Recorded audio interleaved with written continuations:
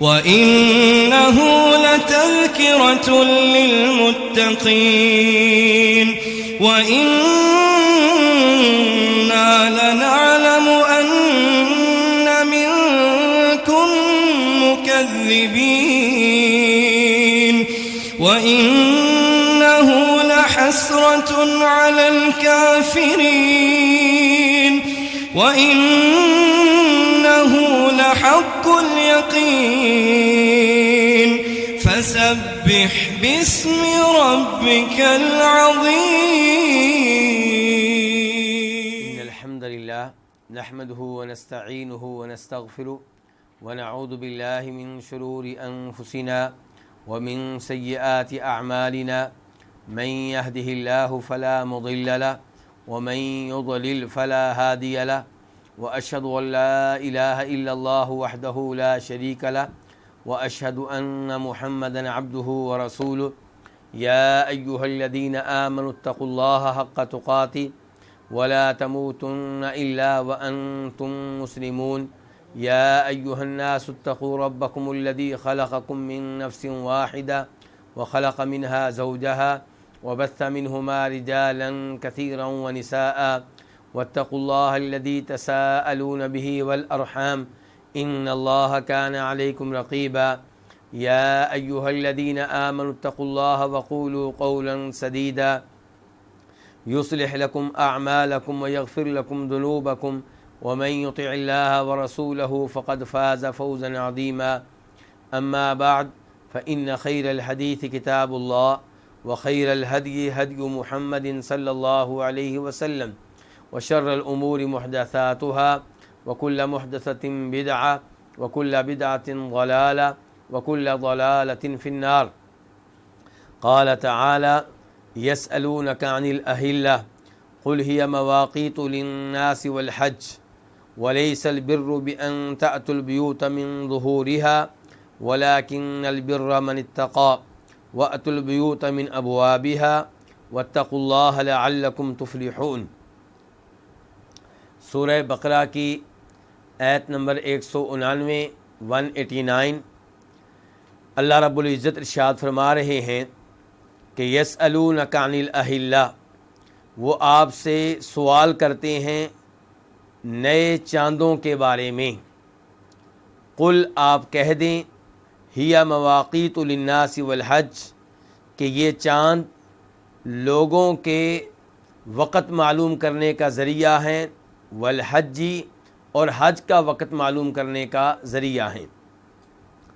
ولیس البر بأن تأتوا البیوت من ظہورها، اور نیکی ہرگز یہ نہیں ہے کہ تم گھروں میں آؤ ان کی پشت سے. ولیکن البر من اتقى، اور لیکن نیکوکار وہ ہے جو تقوی اختیار کرے. وأتوا البیوت من ابوابها، اور تم گھروں میں آؤ ان کے دروازوں سے. واتقوا اللہ، اور اللہ تعالیٰ سے ڈرتے رہو. لعلکم تفلحون، تاکہ تم کامیاب ہو جاؤ، تاکہ تم فلاح پاؤ. یسألونک عن الأہلہ، یسألون فعل مضارع ہے جمع کے لیے، وہ سوال کرتے ہیں. کا آپ سے مخاطب کون ہیں؟ نبی صلی اللہ علیہ وسلم. عن الأہلہ، اہلہ جمع ہے کس کی؟ ہلال کی. اور ہلال نئے چاند کو کہتے ہیں، پہلی تاریخ کے چاند کو، دوسری تاریخ کے چاند کو. قل، آپ کہہ دیں، فعل امر ہے واحد کے لیے، مخاطب نبی صلی اللہ علیہ وسلم ہیں کہ آپ کہہ دیں، آپ بتا دیں. ہیا، یہ ہیا ضمیر کدھر جا رہی ہے، کدھر لوٹ رہی ہے؟ اہلہ کی طرف، کہ یہ نئے چاند. یہ نئے چاند کیا ہے؟ مواقیت للناس. مواقیت جمع ہے کس کی؟ میقات کی. تو مواقیت کا معنی کیا ہے؟ اوقات معلوم کرنے کا ذریعہ. للناسی، لوگوں کے لیے. والحجی، اور حج کے لیے. ولیس البر، اور نیکی یہ نہیں ہے. البر کا معنی کیا؟ نیکی. بِأَن، با زائدہ ہے، تاکید کا معنی دے رہی ہے. نیکی ہرگز یہ نہیں ہے کہ ان تأتوا البیوت، کہ تم گھروں میں آؤ. تأتو اصل میں کیا ہے؟ تأتون، ان کی وجہ سے نون گر گیا، فعل مضارع ہے جمع کے لیے، تم آتے ہو۔ البیوت بیت کی جمع ہے، گھر کو کہتے ہیں، رہائش کو کہتے ہیں۔ تو نیکی ہرگز یہ نہیں ہے کہ تم گھروں میں آؤ، من ظہورہا، ان کی پشت سے۔ کن کی پشت سے؟ گھروں کی پشت سے۔ ظہور جمع ہے کس کی؟ ظاہر کی۔ ظاہر کس کو کہتے ہیں؟ پشت کو۔ ولیکن البر، البر مصدر ہے لیکن اسم الفاعل کے معنی میں، البر البار کے معنی میں ہے، اور لیکن نیکوکار وہ ہے من اتقا، جو متقی ہو، جو تقوی اختیار کرے۔ اتقا فعل ماضی ہے واحد کے لیے۔ یہاں پہ یا تو آپ کہیں گے البر مصدر ہے لیکن اسم الفاعل کے معنی میں، البر البار کے معنی میں، یا البر کو آپ مصدر کے معنی میں ہی رکھیں، لیکن پھر آپ کو یہ ماننا پڑے گا کہ من اتقا سے پہلے مضاف ہے جو مقدر ہے، کہ ولیکن البر بر من اتقا، لیکن نیکی اس شخص کی نیکی ہے جو تقوی اختیار کرے۔ وَأْتُوا الْبُيُوتَ مِنْ أَبْوَابِهَا، وَأْتُوا واو اور کے معنی میں ہے، اس کے بعد جو ہے وہ فعل امر ہے اور یہ لفظ جمع کے لیے ہے، تم آؤ۔ البیوتا گھروں میں، من ابوابہا ان کے دروازوں سے۔ کن کے دروازوں سے؟ گھروں کے دروازوں سے۔ ابواب جمع ہے کس کی؟ باب کی۔ واتقوا اللہ، یہاں پہ بھی واو اور کے معنی میں ہے، اور اتقو کیا ہے؟ فعل امر ہے جمع کے لیے، تم ڈرو، تم تقوی اختیار کرو، تم بچو۔ لعلکم تفلحون، لعل یہاں پہ تعلیل کے معنی میں ہے، تاکہ کے معنی میں ہے۔ تفلحون فعل مضارع ہے جمع کے لیے ہے، تم فلاح پاتے ہو، تم فلاح پاؤ، تم کامیابی پاؤ۔ یہاں پہ اللہ رب العزت بتا رہے ہیں کہ نبی کریم صلی اللہ علیہ وسلم سے لوگ سوال کرتے ہیں کس کے بارے میں؟ نئے چاند کے بارے میں، کہ اس میں کیا حکمت ہے۔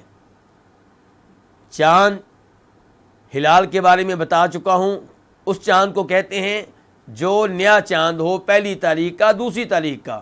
اس کے بعد چاند کو کیا کہتے ہیں؟ قمر۔ اور جب 14ویں رات کو چاند مکمل ہوتا ہے تو اسے کیا کہتے ہیں؟ بدر۔ تو چاند ابتدائی طور پہ بہت باریک ہوتا ہے، اور جب 14ویں رات کا چاند ہوتا ہے تو پورا ہوتا ہے، مکمل ہوتا ہے، اور اس کی روشنی بھی اپنی انتہا پہ ہوتی ہے۔ اور پھر جب آخری تاریخ آتی ہے چاند بالکل غائب ہو جاتا ہے، اور پھر نئے سرے سے نیا چاند طلوع ہوتا ہے۔ تو یہ نئے چاند میں کیا حکمت ہے؟ تو اللہ رب العزت نے جواب دیا اور کہا نبی علیہ الصلوۃ والسلام سے کہ آپ یہ کہہ دیں کہ یہ لوگوں کے اوقات معلوم کرنے کا ذریعہ ہیں اور حج کے اوقات معلوم کرنے کا ذریعہ ہیں۔ یہ کیا؟ یہ نئے چاند۔ یہاں پہ آپ دیکھیں سوال کس سے ہوا تھا؟ نبی صلی اللہ علیہ وسلم سے۔ جواب کہاں سے آیا؟ اللہ رب العزت کی طرف سے۔ اللہ رب العزت نے اس معاملے میں اپنے نبی کی مدد کی۔ اس سے آپ اندازہ لگا سکتے ہیں کہ اللہ رب العزت کس قدر اپنے نبی کا خیال رکھنے والے تھے، کس قدر اپنے نبی کی مدد کرنے والے تھے۔ تو فرمایا قل ہی مواقیت للناس والحج، کہ یہ نئے چاند جو ہیں یہ لوگوں کے اوقات معلوم کرنے کا ذریعہ ہیں۔ لوگ ان نئے چاندوں کے ذریعے اندازہ کر لیتے ہیں کہ اب ایک مہینہ پورا ہوا، تو ان نئے چاندوں کے ذریعے اپنے بہت سے معاملات کو حل کر لیتے ہیں۔ مثال کے طور پہ ایک آدمی نے کسی سے قرض لیا ہے، 3 مہینوں کے لیے لیا ہے، تو یہ چاند کے ذریعے پتہ چلے گا کہ 3 مہینے مکمل ہو گئے ہیں۔ عورتوں کی عدت کا معاملہ ہے، اللہ رب العزت سورہ طلاق میں ارشاد فرماتے ہیں کہ وہ عورت جس کا حیض آنا بند ہو چکا ہو، اسے طلاق ہو جائے تو اس کی عدت کتنی ہے؟ 3 مہینے۔ اب یہ 3 مہینے کیسے شمار کیے جائیں گے؟ کیسے معلوم ہوگا کہ 3 مہینے مکمل ہو گئے ہیں؟ چاند کے ذریعے پتہ چلے گا۔ وہ لڑکی جس کی چھوٹی عمر میں شادی ہو گئی، ابھی حیض کا خون آنا شروع نہیں ہوا تھا، اسے طلاق ہو جاتی ہے تو اس کی عدت کیا ہے؟ 3 مہینے۔ 3 مہینوں کے مکمل ہونے کا علم کیسے ہوگا؟ چاند کے ذریعے ہوگا۔ تو چاند بہترین کیلنڈر کی حیثیت رکھتا ہے، سورج میں یہ خاصیت نہیں ہے، سورج ہمیشہ ایک حالت پہ رہتا ہے، چاند تبدیل ہوتا ہے، تو چاند کے تبدیل ہونے سے، چاند کے مختلف حالات سے مختلف تاریخوں کا علم ہوتا ہے۔ تو اللہ تعالیٰ نے کہا مواقیت للناس، یہ چاند جو ہیں لوگوں کے اوقات معلوم کرنے کا ذریعہ ہے، تو اس سے عدت کے بارے میں پتہ چلتا ہے، قرض کے بارے میں پتہ چلتا ہے کہ اس کی مدت کب پوری ہو رہی ہے، کفاروں کا پتہ چلتا ہے اس کے ذریعے۔ مثال کے طور پہ اللہ تعالیٰ فرماتے ہیں فَمَن لَّمْ يَجِدْ فَصِيَامُ شَهْرَيْنِ مُتَتَابِعَيْنِ، قتل خطا میں وہ قتل جو غلطی سے ہو جائے، وہاں پہ کہا جا رہا ہے کہ اگر غلام آزاد نہ کر سکیں تو 2 مہینے کے مسلسل روزے رکھنے ہیں۔ اب 1 مہینہ پورا ہوا، دوسرا مہینہ پورا ہوا، کیسے پتہ چلے گا؟ چاند کے ذریعے پتہ چلے گا۔ تو یہ چند مثالیں ہیں، ورنہ چاند کا فائدہ بہت زیادہ ہے، چاند سے اوقات بہت زیادہ لوگ معلوم کرتے ہیں، گاؤں میں رہنے والے، شہروں میں رہنے والے، سمندر میں سفر کرنے والے۔ تو قل ہی مواقیت للناس والحج، اور حج کے اوقات معلوم کرنے کا ذریعہ بھی کون ہے؟ یہ چاند ہے۔ حج کے مہینے کون سے ہیں؟ الحج اشہر معلومات، شوال، ذوالقعدہ اور ذوالحجہ۔ اب ان 3 مہینوں کا علم کس کے ذریعے ہوتا ہے؟ چاند کے ذریعے ہوتا ہے۔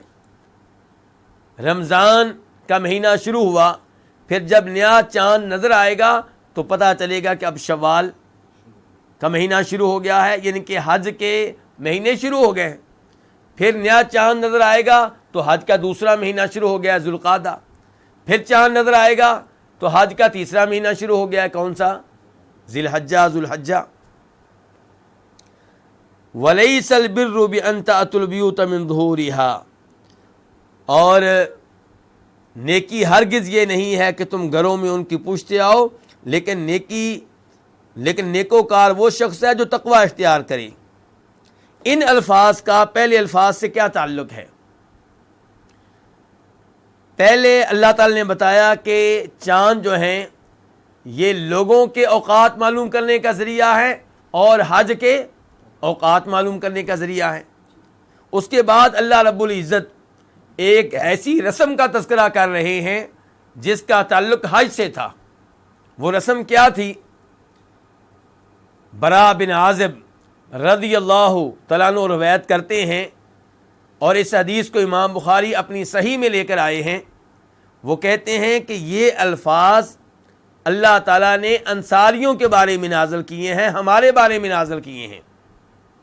ہمارے لوگ جب حج کے لیے جاتے، پھر حج کر کے واپس آتے، تو گھر میں مین گیٹ سے داخل نہیں ہوتے تھے، دروازے سے داخل نہیں ہوتے تھے، بلکہ پچھلی جانب سے گھر میں داخل ہوتے، دیوار پھلانگ کر گھر میں داخل ہوتے، اور وہ سمجھتے تھے کہ حج سے واپس آ کر دروازے سے داخل ہونا گناہ ہے۔ تو ایک آدمی حج سے واپس آیا تو وہ دروازے سے داخل ہوا، تو لوگوں نے اسے تانے دیے، اسے آر دلائی گئی، تو اللہ رب العزت نے تب یہ الفاظ نازل کیے۔ تو اللہ رب العزت نے اس رسم کا خاتمہ فرمایا اور کہا کہ یہ کوئی نیکی نہیں ہے کہ آپ حج سے واپس آئے ہیں تو گھر کی پچھلی دیوار پھلانگ کر گھر میں داخل ہوں، یہ کون سی نیکی ہے؟ بلکہ نیکی یہ ہے کہ گھر میں آپ داخل ہوں گھر کے دروازے سے۔ تو فرمایا وَلَيْسَ الْبِرُّ بِأَن تَأْتُوا الْبُيُوتَ مِن ظُهُورِهَا، نیکی ہرگز یہ نہیں ہے کہ تم گھروں میں آؤ من ظہورها، ان کی پشت سے، وَلَٰكِنَّ الْبِرَّ، اور لیکن نیکوکار وہ ہے من اتقا، جو تقوی اختیار کرے، یہ ہے نیکی۔ تقوی کس کو کہتے ہیں؟ اللہ کے آرڈرز کی تعمیل کرنا اور جن چیزوں سے اللہ نے روکا ہے ان سے دور رہنا، تو یہ ہے نیکی۔ اللہ نے حکم دیا ہے ایمان لانے کا، آپ ایمان لائیں۔ اللہ نے حکم دیا ہے نمازیں پڑھنے کا، آپ نماز پڑھیں۔ اللہ نے حکم دیا حج کرنے کا، آپ حج کریں۔ تو جس چیز کا اللہ نے حکم دیا اس پہ آپ عمل کریں، تقوی ہے۔ جن جن چیزوں سے اللہ نے آپ کو روکا ہے ان چیزوں سے آپ دور رہیں، یہ تقوی ہے اور یہی نیکی ہے۔ اللہ تعالیٰ فرما چکے ہیں لیس البر ان تولوا وجوہکم قبل المشرق والمغرب ولکن البر من آمن باللہ والیوم الآخر والملائکۃ والکتاب والنبیین. اس آیت کے آخر میں کیا کہا ہے؟ اولئک هم المتقون. اللہ تعالیٰ نے کہا کہ نیکی یہ ہے کہ آپ اللہ پہ ایمان لائیں، فرشتوں پہ ایمان لائیں، کتابوں پہ ایمان لائیں، نبیوں پہ ایمان لائیں. اور پھر اللہ تعالیٰ نے دیگر ایسے امور کا تذکرہ کیا جن کا اخلاق سے تعلق ہے. نماز قائم کرنے کا تذکرہ کیا، زکوٰۃ ادا کرنے کا تذکرہ کیا، مسکینوں وغیرہ پہ خرچ کرنے کا تذکرہ کیا. اور آخر میں اللہ تعالیٰ نے کہا کہ جو ان امور کو اپنا لیں، جو ان اوصاف کے حامل ہوں، یہ متقی ہیں، یہ تقوی اختیار کرنے والے ہیں. تو یہاں پہ بھی اللہ تعالیٰ کہہ رہے ہیں وَلَٰكِنَّ الْبِرَّ مَنِ اتَّقَىٰ. نیکوکار وہ ہے جو تقوی اختیار کرے. اور تقوی اور نیکی کون سے امور ہیں، ان کا تذکرہ پہلے اللہ تعالیٰ کر چکے ہیں. وَأْتُوا الْبُيُوتَ مِنْ أَبْوَابِهَا. تو اللہ تعالیٰ نے کہا کہ اس رسم کو ختم کرو اور گھروں میں آیا کرو من ابوابها، ان کے دروازے سے. وَاتَّقُوا اللَّهَ لَعَلَّكُمْ تُفْلِحُونَ. اور فرمایا اللہ تعالیٰ سے ڈرتے رہو، اللہ تعالیٰ کی ذات سے ڈرتے رہو کہ کہیں اللہ تمہارے اوپر ناراض نہ ہو جائے. اللہ تعالیٰ سے ڈرتے رہو یعنی کہ اللہ کے عذاب سے ڈرتے رہو. واتقوا اللہ، اللہ سے ڈرتے رہو. جن امور سے اللہ نے روکا ہے ان امور کے قریب جانے سے بچو. ان امور کے قریب جاتے ہوئے اللہ تعالیٰ سے ڈرو. واتقوا اللہ لعلکم تفلحون. اللہ تعالیٰ سے ڈرو تاکہ تم فلاح پاؤ. اس سے پتہ چلا کامیابی کس میں ہے، فلاح کس میں ہے؟ تقوی اختیار کرنے میں. کامیابی کس میں ہے؟ اللہ تعالیٰ سے ڈرتے رہنے میں. کامیابی کس میں ہے؟ جن امور کو اللہ نے حرام قرار دیا ہے ان سے دور رہنے میں. کامیابی کس میں ہے؟ جن امور سے اللہ نے روکا ہے ان سے دور رہنے میں. تو ان الفاظ سے پتہ چلا تقوی کی اہمیت کا، تقوی کی فضیلت کا، کہ کامیابی ان کو ملے گی جو تقوی اختیار کریں گے. تو جو اللہ سے ڈر گیا وہ بچ گیا. واتقوا اللہ لعلکم تفلحون. اور یہاں سے یہ پتہ چلا کہ اللہ تعالیٰ سے جیسے آپ محبت کرتے ہیں ایسے آپ اللہ تعالیٰ سے ڈرنے والے بھی ہوں. کئی لوگ یہ سمجھتے ہیں کہ اللہ سے محبت کرنی چاہیے لیکن اللہ سے ڈرنا نہیں چاہیے. اللہ رب العزت وہ ذات ہیں جس سے ڈرنا بھی چاہیے اور جس سے محبت بھی کرنی چاہیے. جب آپ اللہ تعالیٰ کے انعامات کی طرف دیکھیں، اللہ کی نعمتوں کی طرف دیکھیں اور کیسے اللہ تعالیٰ اپنی مخلوق کا خیال رکھتا ہے، کیسے اللہ ہمیں رزق دے رہا ہے، کیسے اللہ نے ہمارے لیے نبی بھیجے ہیں، آسمانی کتابیں نازل کی ہیں تاکہ ہم جنت میں جانے والے بن جائیں، جہنم کی آگ سے بچنے والے بن جائیں، تو ان امور کا خیال رکھتے ہوئے ہم اللہ سے محبت کرتے ہیں. ایسے ہی ہمیں اللہ کا ڈر بھی ہونا چاہیے کہ اگر میں اللہ کا شکر ادا نہیں کروں گا، اللہ کی باتیں نہیں مانوں گا تو اللہ تعالیٰ کا عذاب بھی بڑا سخت ہے. اس کے بعد آیت نمبر 190 اللہ تعالیٰ فرماتے ہیں وَقَاتِلُوا فِي سَبِيلِ اللَّهِ الَّذِينَ يُقَاتِلُونَكُمْ وَلَا تَعْتَدُوا إِنَّ اللَّهَ لَا يُحِبُّ الْمُعْتَدِينَ. اور تم لڑو فی سبیل اللہ، اللہ کی راہ میں، الذین یقاتلونکم، ان لوگوں سے، یقاتلونکم جو تم سے لڑتے ہیں، جو تم سے قتال کرتے ہیں، ولا تعتدوا، اور زیادتی نہ کرو، حد سے تجاوز نہ کرو. ان اللہ لا یحب المعتدین، کیونکہ اللہ تعالی حد سے تجاوز کرنے والوں سے محبت نہیں کرتا. قاتلو، یہ فعل امر ہے قاتل یقاتل سے، تم لڑو. اور اس لفظ میں مشارکہ پایا جاتا ہے، دو جانب سے لڑائی کا ہونا. وقاتلو، اور تم لڑو، فی سبیل اللہ، اللہ کی راہ میں.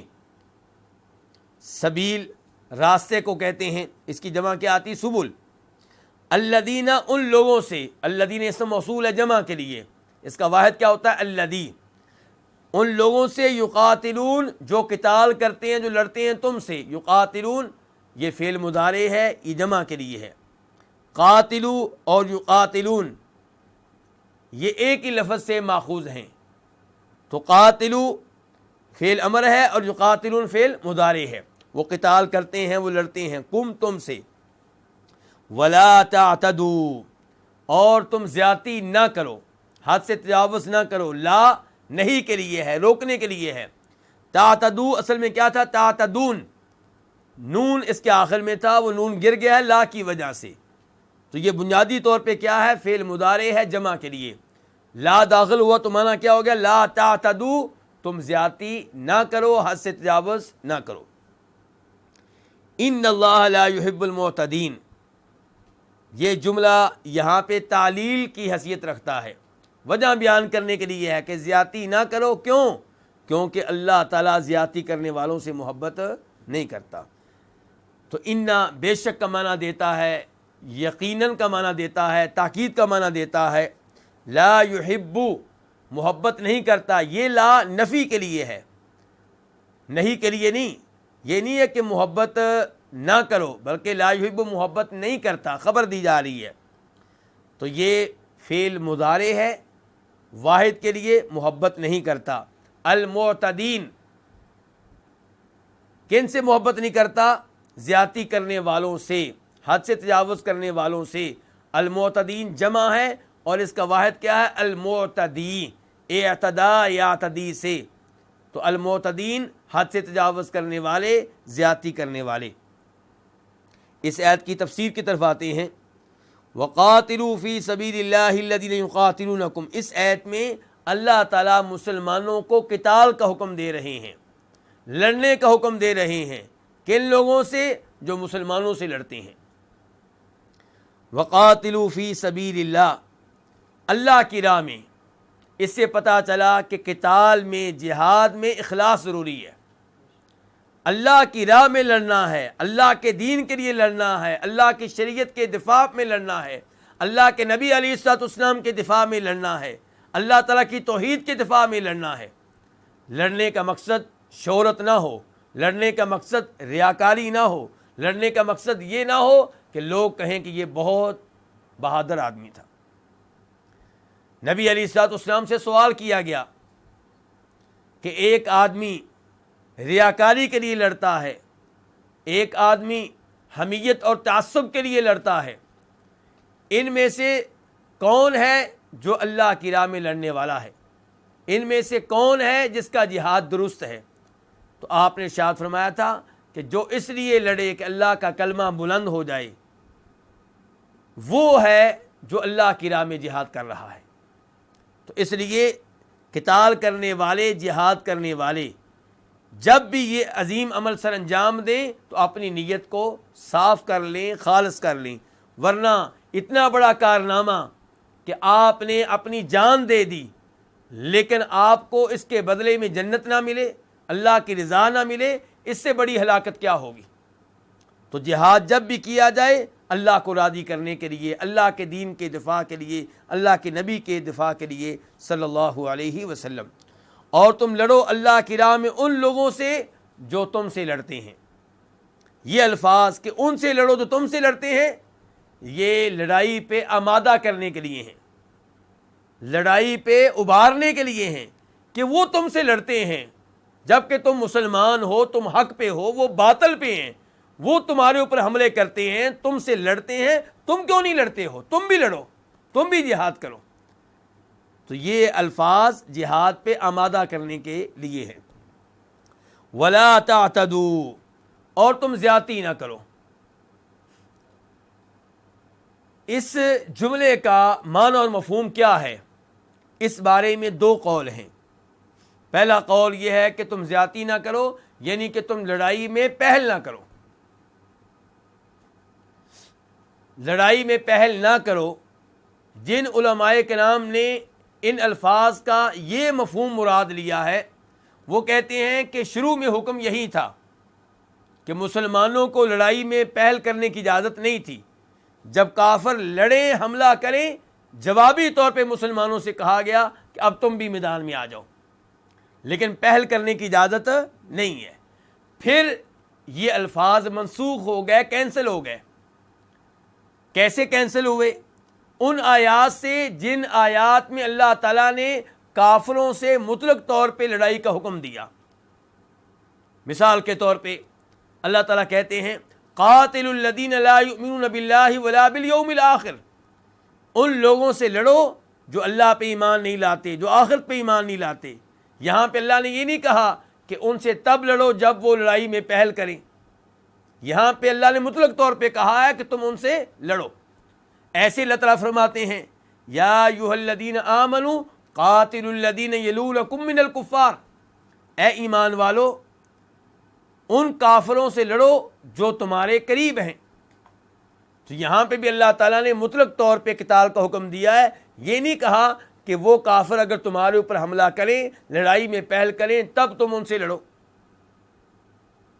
ایسے ہی فرمایا وقاتل المشرکین کافۃ، تو اللہ رب العزت نے بہت سی آیات میں کافروں سے مطلق طور پہ لڑنے کا حکم دیا ہے۔ تو جو علماء کرام ولا تعتدوا کا معنی یہ لیتے ہیں کہ تم لڑائی میں پہل نہ کرو، ان کے نزدیک یہ الفاظ منسوخ ہو چکے ہیں۔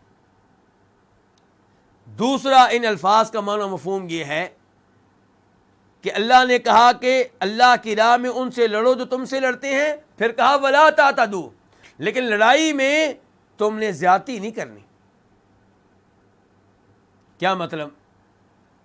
لڑائی میں زیادتی نہیں کرنی، دشمن کے بچوں کو قتل نہیں کرنا، ان کی عورتوں کو قتل نہیں کرنا، ان کے بوڑھوں کو قتل نہیں کرنا۔ اگر وہ صلح کرنے کے لیے آمادہ ہوں تو ان سے لڑنا نہیں ہے۔ اگر وہ اسلام قبول کر لیتے ہیں، کلمہ پڑھ لیتے ہیں، تو ان سے لڑنے کی اجازت نہیں ہے۔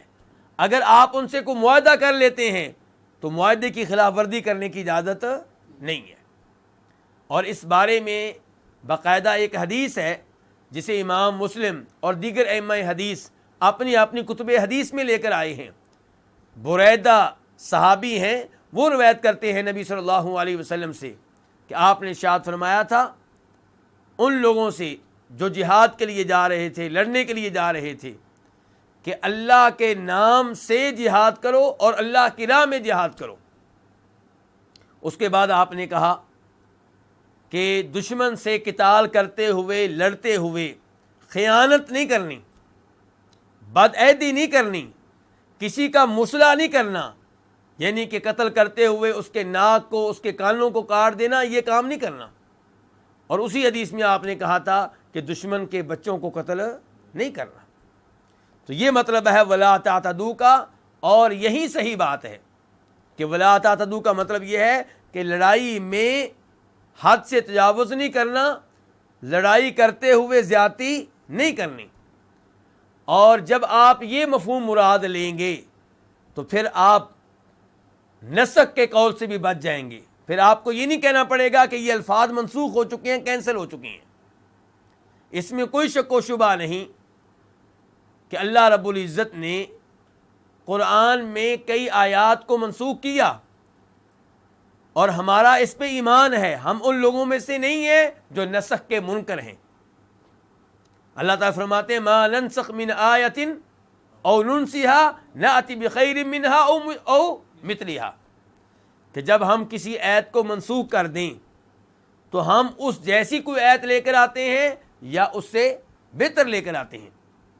تو ہمارا نسخ پہ ایمان ہے، لیکن اس کا مطلب یہ نہیں ہے کہ نسخ میں ہم حد سے تجاوز کریں۔ جہاں پہ بھی تھوڑا سا محسوس ہوا کہ شاید یہ آیت یا یہ الفاظ کسی دوسری آیت کے مخالف محسوس ہو رہے ہیں، تو وہاں پہ نسخ کا اعلان کر دیا اور اس قول کو اپنا لیا کہ یہ آیت منسوخ ہو چکی ہے۔ کئی مفسرین نسخ کے قول میں انہوں نے غلو کیا ہے، حد سے آگے نکل گئے ہیں، جبکہ حقیقی بات یہ ہے کہ منسوخ آیتیں چند ایک ہیں، انہیں ہاتھ کی انگلیوں پہ شمار کیا جا سکتا ہے۔ تو یہاں پہ نسخ نہیں ہے۔ وَلَا تَعْتَدُوا إِنَّ اللَّهَ لَا يُحِبُّ الْمُعْتَدِينَ، اللہ تعالیٰ کہتے ہیں زیادتی نہ کرو، حد سے تجاوز نہ کرو۔ کیوں؟ کیونکہ اللہ تعالیٰ حد سے تجاوز کرنے والوں سے محبت نہیں کرتا۔ اس سے پتہ چلا کہ معلم کو چاہیے، مدرس کو چاہیے، مربی کو چاہیے کہ جب کسی چیز کا حکم دے تو ساتھ اس کی وجہ بیان کرے، اس کی حکمت بیان کرے، تاکہ طالب علم سامع سننے والا مزید مطمئن ہو جائے۔ اللہ رب العزت کا ہر آرڈر ماننا مسلمانوں کے لیے ضروری ہے، لیکن اگر ساتھ حکمت بیان کر دی جائے، علت بیان کر دی جائے تو مزید اطمینان ہوتا ہے۔ تو اللہ تعالی نے کہا ہے کہ زیادتی نہ کرو، حد سے تجاوز نہ کرو۔ کیوں؟ کیونکہ اللہ تعالیٰ ان سے محبت نہیں کرتے جو حد سے تجاوز کرنے والے ہوں، زیادتی کرنے والے ہوں، یعنی کہ زیادتی کرنے والے اللہ کی محبت سے محروم ہو جاتے ہیں۔ دوسرے نمبر پہ یہاں پتہ چلا کہ اللہ رب العزت کی صفات میں سے ایک صفت یہ ہے کہ اللہ تعالیٰ محبت کرتے ہیں۔ جب اللہ نے کہا کہ میں زیادتی کرنے والوں سے محبت نہیں کرتا، اس کا مطلب یہ ہے کہ اللہ تعالیٰ دوسرے کئی لوگوں سے محبت کرتے ہیں، اور یہ چیز ہمیں قرآن و حدیث کی کئی نصوص سے معلوم ہوتی ہے۔ مثال کے طور پہ وَأَحْسِنُوا إِنَّ اللَّهَ يُحِبُّ الْمُحْسِنِينَ، نیکی کرو، اللہ تعالیٰ محبت کرتا ہے کن سے؟ جو نیکی کرنے والے ہوں۔ وَأَقْسِطُوا إِنَّ اللَّهَ يُحِبُّ الْمُقْسِطِينَ، عدل و انصاف سے کام لو، عدل و انصاف کیا کرو، کیونکہ اللہ تعالیٰ ان سے محبت کرتا ہے جو عدل و انصاف کرنے والے ہوں۔ ان اللہ یحب التوابین ویحب المتطہرین، جو گناہ ہونے کے بعد اللہ سے توبہ کر لیں اللہ تعالیٰ ان سے محبت کرتا ہے۔ جو طہارت کا اہتمام کرنے والے ہوں، پلید چیزوں سے بچنے والے ہوں، اجتناب کرنے والے ہوں، اللہ تعالیٰ ان سے محبت کرتا ہے۔ تو محبت کرنا اللہ کی عظیم صفات میں سے ایک صفت ہے، اور ہمارا اس صفت پہ ایمان ہے، اس لفظ پہ بھی اور اس کے معنی پہ بھی۔ ہم مانتے ہیں کہ اللہ تعالیٰ محبت کرتے ہیں، اور یہ مانتے ہوئے کسی قسم کی تعویل نہیں کریں گے، کسی قسم کی تحریف کا ارتکاب نہیں کریں گے۔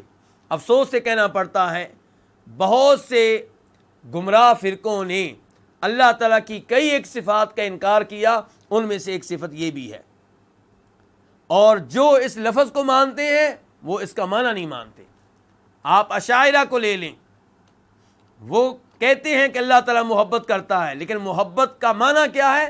کہ اللہ تعالیٰ اسے ثواب دیتا ہے جس سے اللہ تعالیٰ محبت کرتا ہے۔ یعنی کہ محبت کا معنی کیا ہوا؟ ثواب دینا۔ ان اللہ لا یحب المعتدین، اللہ تعالیٰ زیادتی کرنے والوں سے محبت نہیں کرتا، یعنی کہ اللہ تعالیٰ انہیں اجر و ثواب نہیں دے گا۔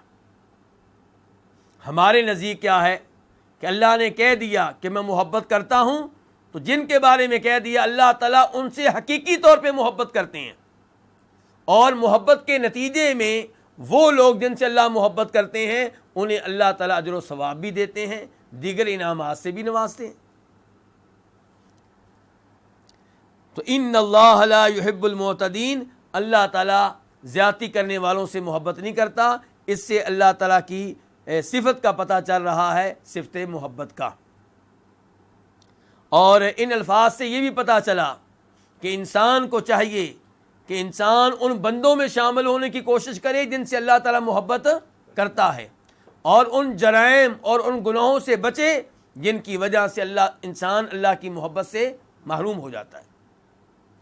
اس کے بعد آیت نمبر 191 اللہ تعالیٰ کہتے ہیں وَاقْتُلُوهُمْ حَيْثُ ثَقِفْتُمُوهُمْ وَأَخْرِجُوهُمْ مِنْ حَيْثُ أَخْرَجُوكُمْ وَالْفِتْنَةُ أَشَدُّ مِنَ الْقَتْلِ وَلَا تُقَاتِلُوهُمْ عِنْدَ الْمَسْجِدِ الْحَرَامِ حَتَّى يُقَاتِلُوكُمْ فِيهِ فَإِنْ قَاتَلُوكُمْ فَاقْتُلُوهُمْ كَذَلِكَ جَزَاءُ الْكَافِرِينَ،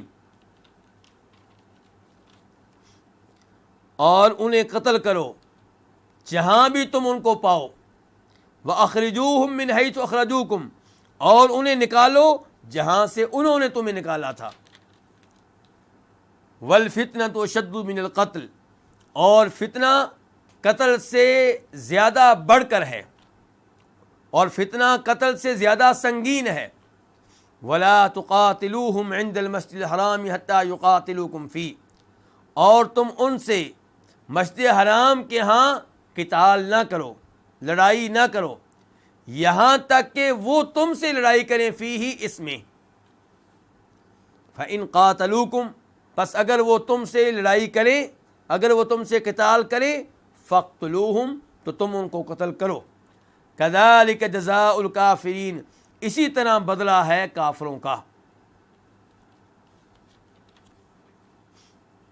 وَاقْتُلُوهُمْ، واو کا معنی کیا؟ اور اقتلو فعل امر ہے جمع کے لیے، تم قتل کرو، ہم ان کو، کن کو؟ جو الذین یقاتلونکم، جو تم سے قتال کرتے ہیں، تم سے لڑتے ہیں۔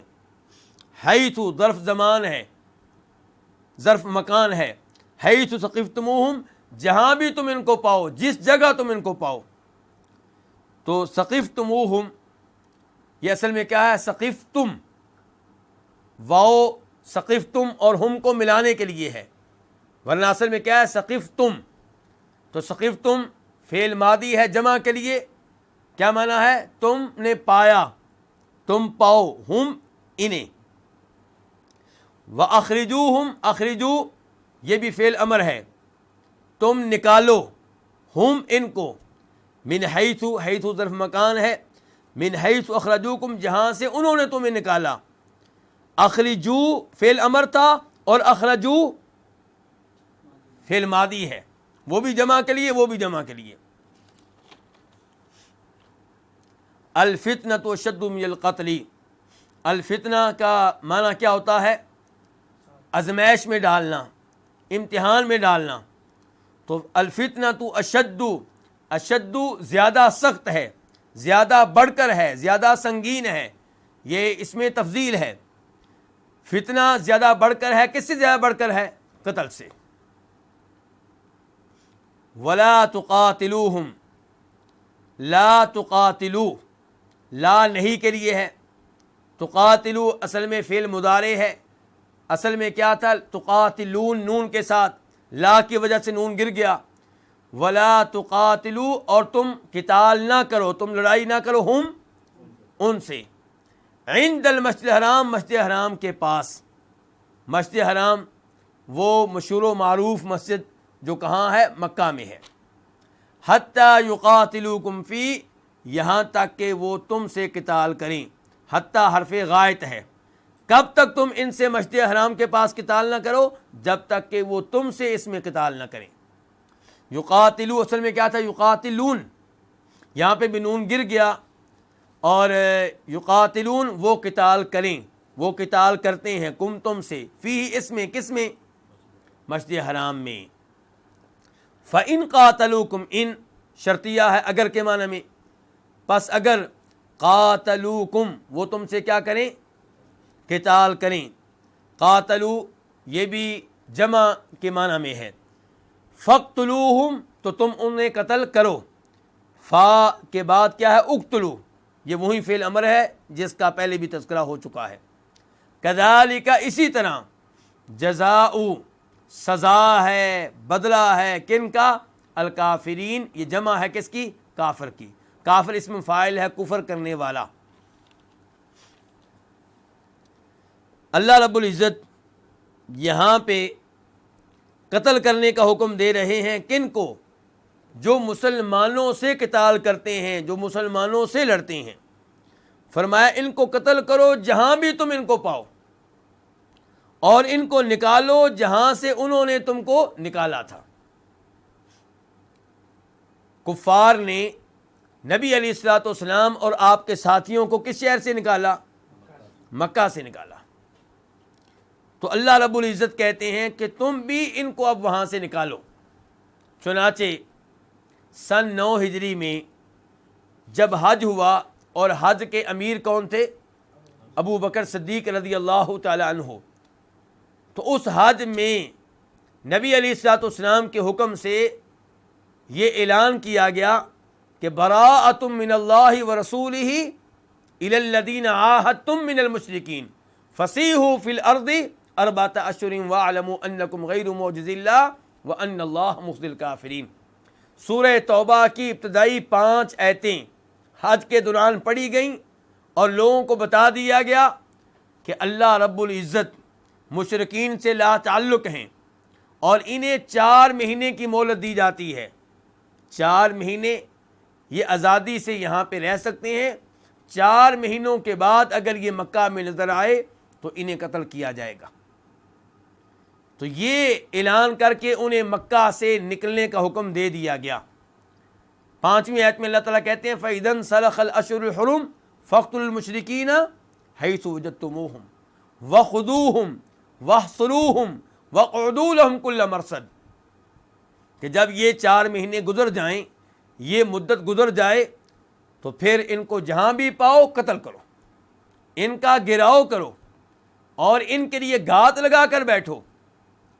اس کے بعد اللہ نے کہا فَإِن تَابُوا، لیکن اگر یہ کفر و شرک سے توبہ کر لیں، نماز قائم کریں، زکوٰۃ ادا کریں، فَخَلُّوا سَبِيلَهُمْ، تو پھر ان کو قتل کرنے کی اجازت نہیں ہے۔ تو کہنے کا مطلب یہ ہے کہ اللہ نے جو یہاں پہ حکم دیا اس پہ عمل ہوا، اور مشرکین مکہ کو مکہ سے نکال دیا گیا یا انہوں نے اسلام قبول کر لیا۔ وَاقْتُلُوهُمْ حَيْثُ ثَقِفْتُمُوهُمْ، اور تم ان کو قتل کرو جہاں بھی تم ان کو پاؤ، اور تم ان کو نکالو جہاں سے انہوں نے تمہیں نکالا۔ اس کے بعد اللہ تعالیٰ کہتے ہیں وَالْفِتْنَةُ أَشَدُّ مِنَ الْقَتْلِ، اور فتنہ قتل سے کہیں زیادہ بڑھ کر ہے۔ یہ وہ جملہ ہے جسے لوگ آج ایک مثال کے طور پہ آپس میں بھی استعمال کرتے ہیں۔ قرآن کے کئی ایسے جملے ہیں جو لوگوں میں بہت زیادہ مشہور و معروف ہوئے، ان جملوں میں سے ایک جملہ یہ بھی ہے کہ وَالْفِتْنَةُ أَشَدُّ مِنَ الْقَتْلِ۔ فتنہ اس کا معنی کیا ہوتا ہے؟ کسی کو آزمائش میں ڈالنا، امتحان میں ڈالنا۔ مراد کیا ہے یہاں پہ؟ مفسرین نے اور سلف صالحین نے فتنہ سے مراد کیا لیا ہے؟ کفر و شرک۔ تو وَالْفِتْنَةُ أَشَدُّ مِنَ الْقَتْلِ، اور کفر و شرک یہ قتل سے کہیں بڑھ کر ہے۔ اس جملے کا یہاں پہ مفہوم کیا ہے؟ اس جملے سے پہلے اللہ نے حکم کیا دیا ہے کہ ان کو قتل کرو جہاں بھی تم ان کو پاؤ۔ ہو سکتا ہے کوئی سمجھے کہ یہ حکم بڑا سخت ہے کہ ان کو قتل کیا جائے۔ اللہ تعالی نے کہا کہ قتل سے بڑھ کر کیا ہے؟ ان کا کفر و شرک، ان کی طرف سے کفر و شرک کا ارتکاب، اور ان کی طرف سے مسلمانوں کو آزمائش میں ڈالنا، انہیں اسلام سے روکنا اور انہیں دوبارہ کفر و شرک اختیار کرنے پہ مجبور کرنا، یہ چیزیں جو ہیں یہ ان کے قتل سے کہیں بڑھ کر ہیں۔ اور دوسرا مفہوم اس جملے کا یہ بھی ہو سکتا ہے کہ مسلمان کے نزدیک قتل ہو جانا کفر و شرک کو اختیار کرنے سے بہتر ہے۔ تو کفر و شرک جو ہے یہ قتل ہو جانے سے کہیں بڑھ کر ہے۔ تو یہ دو مفہوم ہیں اور دونوں اپنی جگہ پہ درست ہیں۔ وَلَا تُقَاتِلُوهُمْ عِنْدَ الْمَسْجِدِ الْحَرَامِ حَتَّى يُقَاتِلُوكُمْ فِيهِ، اور تم ان سے مسجد حرام کے ہاں قتال نہ کرو، لڑائی نہ کرو، یہاں تک کہ یہ تم سے وہاں پہ لڑائی کریں۔ ان الفاظ سے پہلے نمبر پہ ہمیں علم ہوا مسجد حرام کے تقدس کا، مسجد حرام کی عظمت کا، کہ مسجد حرام میں اور مسجد حرام کے ارد گرد لڑنے کی اجازت نہیں ہے، کیونکہ مسجد حرام اور مسجد حرام کے ارد گرد کا جو علاقہ ہے یہ امن کی جگہ ہے، اور اس جگہ کا احترام ضروری ہے، اسی لیے اس علاقے کو حرم کہتے ہیں۔ دوسرے نمبر پہ یہ پتہ چلا کہ مسجد حرام اور مسجد حرام کا ارد گرد یہاں پہ قتال منع ہے، لیکن اگر وہاں پہ مسلمانوں سے قتال کیا جائے، مسلمانوں سے لڑائی کی جائے، تو جوابی طور پہ مسلمانوں کو مکمل حق حاصل ہے کہ یہ بھی دشمن سے لڑائی لڑیں اور دشمن کو قتل کریں۔ تو مسجد حرام اور مسجد حرام کے ارد گرد سے مراد کیا ہے؟ مکہ۔ تو مسجد حرام اور مسجد حرام کے ارد گرد لڑائی میں پہل کرنے کی اجازت نہیں ہے، لیکن اگر وہاں پہ کوئی لڑائی کرتا ہے تو اس سے لڑائی کی جائے گی۔ وَلَا تُقَاتِلُوهُمْ عِنْدَ الْمَسْجِدِ الْحَرَامِ حَتَّى يُقَاتِلُوكُمْ فِيهِ، یہاں تک کہ وہ تم سے اس میں لڑائی لڑیں۔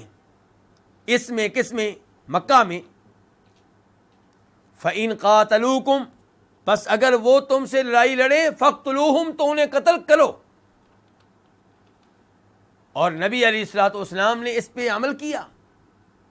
آپ سب لوگ جانتے ہیں کہ آپ صلی اللہ علیہ وسلم 1400 صحابہ کرام کو لے کر عمرے کے لیے گئے۔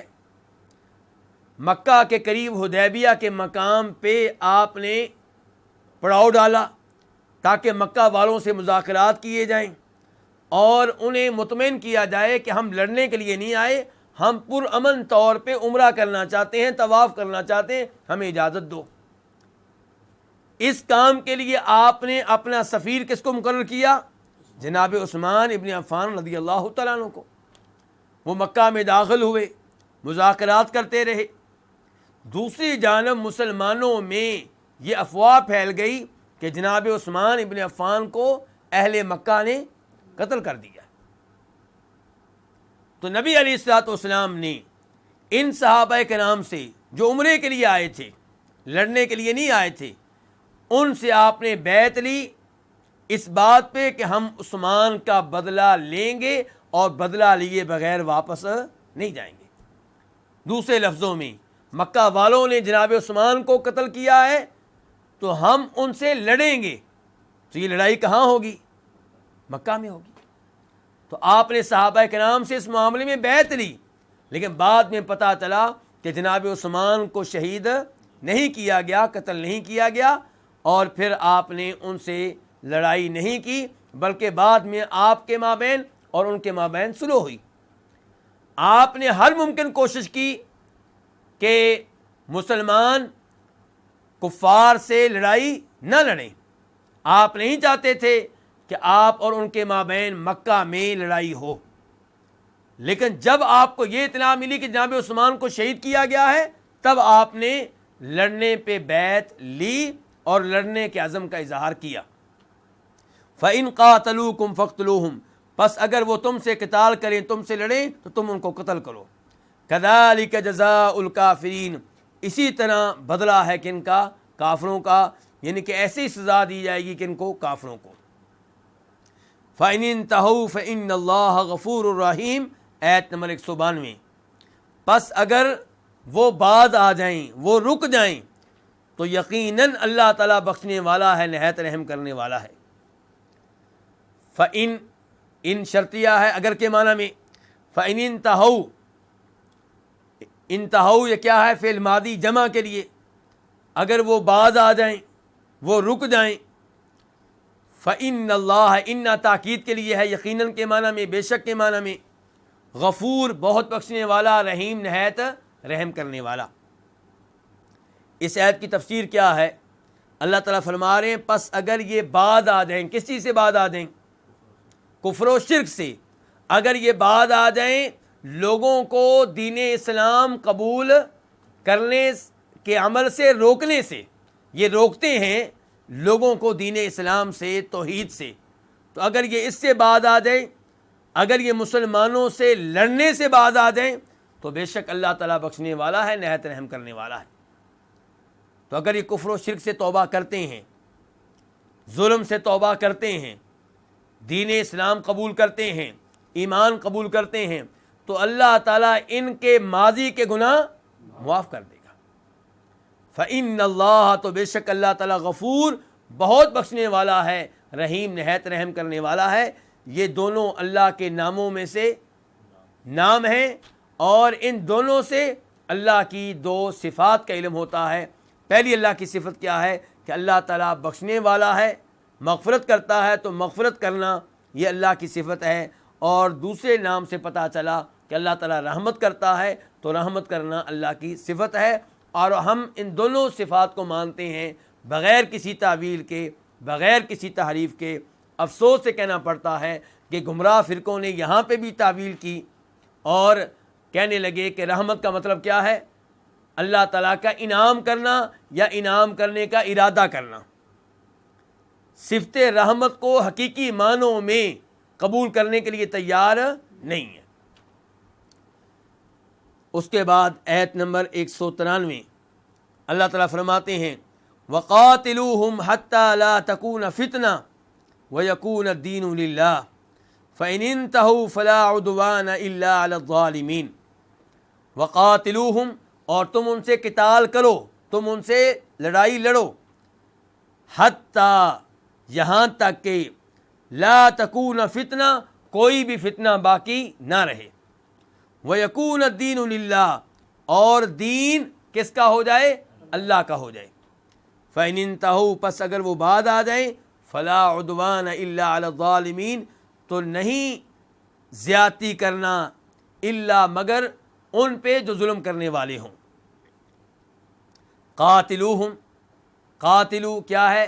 فعل امر ہے، جمع کے لیے ہے قاتل یقاتلو سے، اور تم ان سے قتال کرو، کن سے؟ ان کفار سے، حتیٰ حرف غایت ہے، یہاں تک کہ لا تکون فتنہ، یہاں تک کہ کوئی فتنہ باقی نہ رہے۔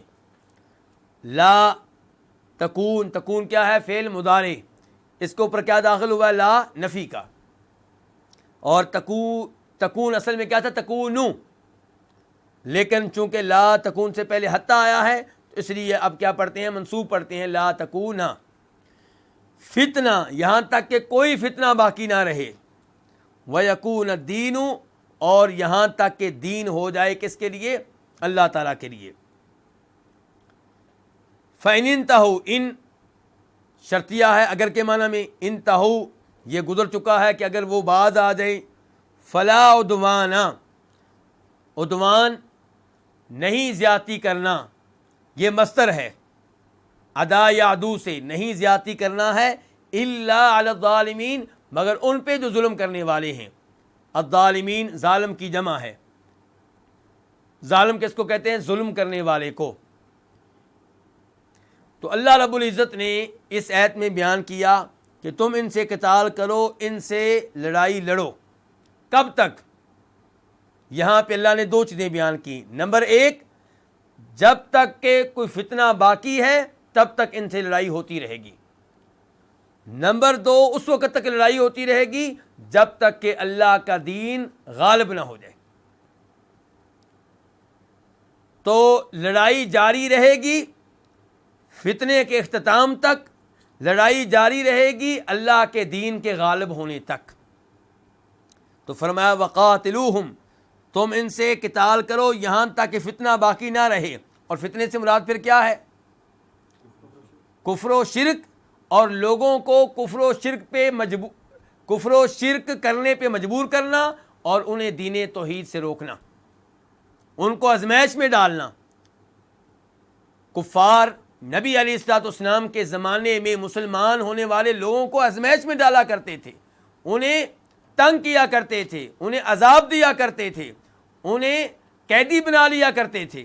کتنے ہی لوگ تھے جنہیں مکہ میں قیدی بنا کر رکھا گیا، اور کتنے ہی لوگ ہیں جنہیں طرح طرح کی تکلیفیں دی گئیں، اور کتنے ہی لوگ ہیں جن کو قتل کیا گیا۔ تو فرمایا ان سے لڑائی لڑو حتیٰ کہ فتنہ باقی نہ رہے، کفر و شرک کرنے والوں میں سے وہ لوگ نہ رہیں جو ایمان والوں کو آزمائش میں ڈالتے ہیں، انہیں امتحان میں ڈالتے ہیں۔ جناب عبداللہ بن عمر سے کئی لوگوں نے مطالبہ کیا اس زمانے میں جس زمانے میں مکہ کا محاصرہ کیا گیا تھا، اور مکہ میں حکومت تھی کن کی؟ عبداللہ بن زبیر رضی اللہ تعالیٰ عنہ کی۔ حجاج بن یوسف اس کی نگرانی میں مکہ کا محاصرہ تھا۔ تو اس زمانے میں کئی لوگ عبداللہ بن عمر کے پاس آئے کہ آپ لڑائی میں حصہ کیوں نہیں لیتے؟ اللہ تعالیٰ کہتے ہیں کہ لڑائی لڑو حتیٰ کہ فتنہ باقی نہ رہے۔ تو آپ کو لڑائی کا حصہ بننا چاہیے تاکہ فتنہ ختم ہو۔ اور انہیں لڑائی کی ترغیب دینے والے آمادہ کر رہے تھے عبداللہ بن زبیر رضی اللہ تعالیٰ عنہ کے خلاف لڑنے پہ۔ تو عبداللہ بن عمر نے کہا کہ ہم نے اس زمانے میں لڑائی لڑی جب فتنہ موجود تھا، جب ایمان والوں کو ایمان لانے کی پاداش میں فتنے میں مبتلا کیا جاتا تھا، انہیں قتل کیا جاتا تھا، انہیں عذاب دیا جاتا تھا، انہیں قیدی بنا لیا جاتا تھا، اور تم لڑائی اس لیے لڑ رہے ہو تاکہ فتنہ واقع ہو۔ ہم نے لڑائی لڑی تاکہ فتنہ ختم ہو، اور تم لڑائی لڑ رہے ہو تاکہ فتنہ فتنہ باقی رہے اور فتنے کا آغاز ہو تو میں اس لڑائی کا حصہ نہیں بنوں گا۔ تو عبداللہ بن عمر کے ان الفاظ سے اس آیت کی وضاحت ہو رہی ہے کہ وہ کیا کہتے ہیں کہ ہم نے لڑائی لڑی اور فتنے کو ختم کیا، اور وضاحت کرتے ہیں کہ فتنے سے مراد کیا ہے کہ جو مسلمان ہو جاتا تھا، کافر لوگ اسے فتنے میں مبتلا کرتے تھے، اسے قتل کرتے، اسے عذاب دیتے، اسے قیدی بنا لیتے۔ تو اللہ تعالیٰ کہتے ہیں ان سے لڑائی لڑو حتیٰ کہ فتنہ باقی نہ رہے، وَيَكُونَ الدِّينُ لِلَّهِ، اور دین کس کا ہو جائے؟ اللہ کا ہو جائے، ان کے دین غالب آ جائے۔ تو قتال کا یہ مقصد ہوتا ہے، قتال کا مقصد یہ نہیں ہوتا، جہاد کا مقصد یہ نہیں ہوتا کہ کافروں کو کلمہ پڑھنے پہ، دین اسلام قبول کرنے پہ مجبور کیا جائے۔ اللہ تعالیٰ کہتے ہیں لا اکراہ فی الدین، دین اسلام قبول کرنے کے معاملے میں کوئی زبردستی نہیں ہے، لیکن وہ لوگ جو دوسروں کو دین اسلام قبول کرنے سے روکتے ہیں انہیں قتل کرنا ضروری ہے، ان کا خاتمہ کرنا ضروری ہے، اور دین کو غالب ہونا چاہیے۔ دین غالب ہونے کے باوجود مسلمان ملک میں کئی لوگ غیر مسلم کے طور پہ رہیں، جزیہ دیں، تو مسلمانوں کو اس پہ کوئی اعتراض نہیں ہے، لیکن اسلام کے راستے میں رکاوٹ بننے کی اجازت نہیں ہے۔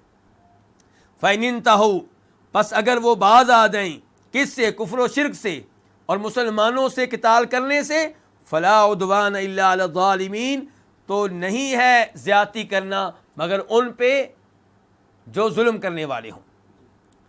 اس کا کیا مطلب؟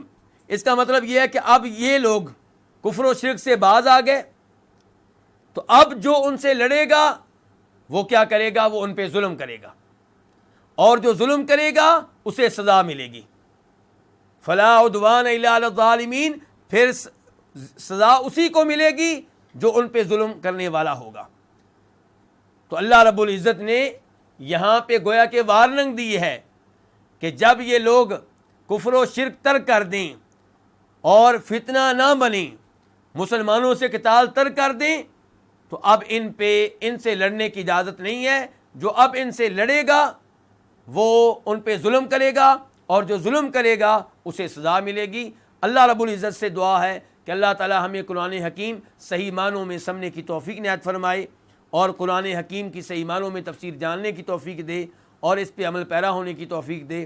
وآخر دعوانا الحمد للہ رب العالمین۔